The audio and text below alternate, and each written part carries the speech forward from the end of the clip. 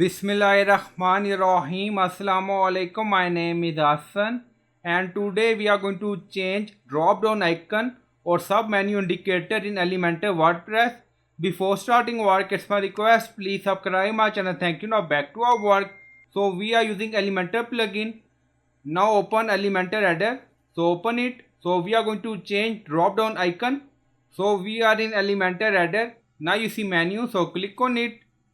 And then on left side you see content style advanced, and then in content you see multiple options. Now you see sub menu indicator.